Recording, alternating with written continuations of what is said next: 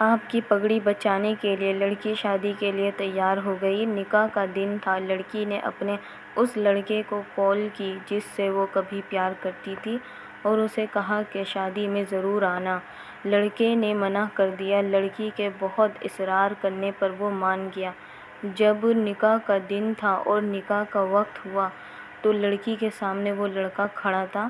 وہ لڑکا اس لڑکی کی دی ہوئی انگوٹھی پہن کر آیا ہوا تھا جو کبھی اس لڑکی نے اسے دی تھی۔ مولوی صاحب نے پہلا قبول ہے کہنے کو کہا تو لڑکی کانپتی ہوئی آواز میں بولی، قبول ہے۔ لڑکی نے فوراً لڑکی کی طرف دیکھا۔ وہ گردن جھکائے کھڑا تھا۔ مولوی صاحب نے دوسرا قبول ہے کہنے کو کہا تو لڑکے نے انگوٹھی اتار دی۔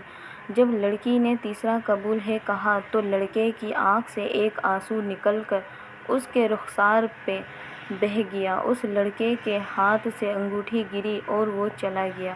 اس لڑکی کی رخصتی ہوئی تو وہ گھر پہنچی۔ اس لڑکی کی دوست بھی اس کے ساتھ تھی۔ لڑکی ابھی جاگ کر بیٹھی ہی تھی کہ اس کی دوست کو ایک کال آئی اور کال سنتے ہی لڑکی کی دوست کے ہاتھ سے موبائل گر گیا۔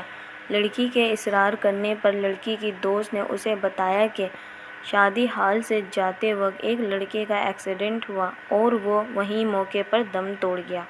یہ سننا ہی تھا کہ لڑکی کے پاؤں کے نیچے سے زمین نکل گئی، مانو جیسے اس لڑکی پر آسمان آ گرا ہو۔ وہ اپنے ہوش گنوا بیٹھی۔ اچانک لڑکی کو پھوٹ پھوٹ کر روتے ہوئے یاد آیا کہ اس لڑکے نے کہا تھا کہ اگر میں نکاح پر آیا تو میں مر جاؤں گا، اور اس لڑکی کے بہت اصرار کرنے پر ہی وہ آیا تھا۔ لڑکی اور پھوٹ پھوٹ کر رونے لگی کہ میرے کہنے پر وہ آیا تھا۔ آج وہ میری وجہ سے اس دنیا میں نہیں رہا۔ آج کے بعد اس بوجھ کے ساتھ مجھے زندگی گزارنی پڑے گی۔ میری وجہ سے یہ مر گیا۔ اب اس اذیت میں جینا ہے مجھے کہ وہ میری وجہ سے مر گیا۔